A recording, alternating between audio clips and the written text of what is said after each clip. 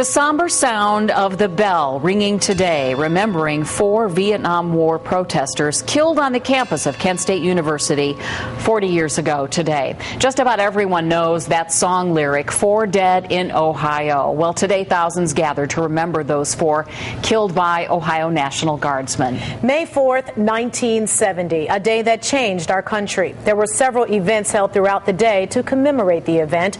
It all began overnight as people took part in a candlelight march and vigil at Kent State. Students, faculty, and others gathered on the commons and walked the perimeter of the campus in candlelit silence. After the march, a silent vigil began. News Channel 5's Bob Jones begins our team coverage today from Kent State. And Bob, it was a very emotional day today. Well, it certainly was, Danita, and this American tragedy is often told in the numbers. 4 students killed, 9 others wounded after 67 shots were fired in just 13 seconds from that hill up there. The story, however, is best told by the people who lived it or were moved by what happened 40 years ago today. They came by the hundreds 40 years later. They gathered on Kent State's Blanket Hill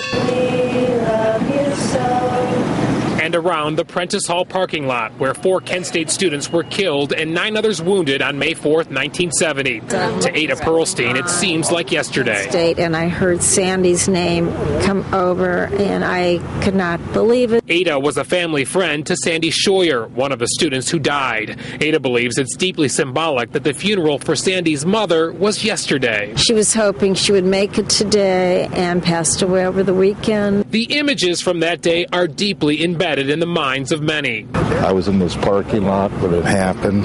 Yet people like Rob Fox look forward to coming back here. So Kent State has become an international symbol for peace. This is the last known picture of Dean KAHLER standing at the protest. And this is the shirt he was wearing. You can see the bullet hole.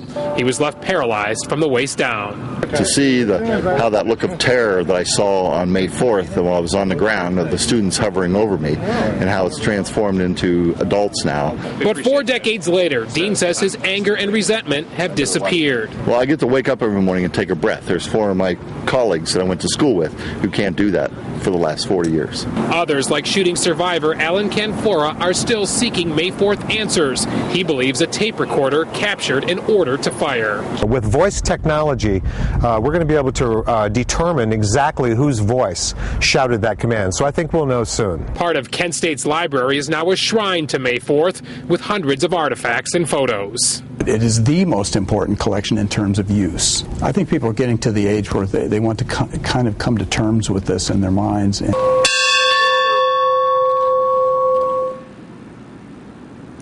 And the tribute to May 4th actually continues tonight when the Rock and Roll Hall of Fame comes to Kent. A special program will take place with music and the Vietnam War, music from that era, and that takes place at the Student Center at 7 o'clock tonight. It is free and open to the public. Live in Kent tonight, Bob Jones, News Channel 5.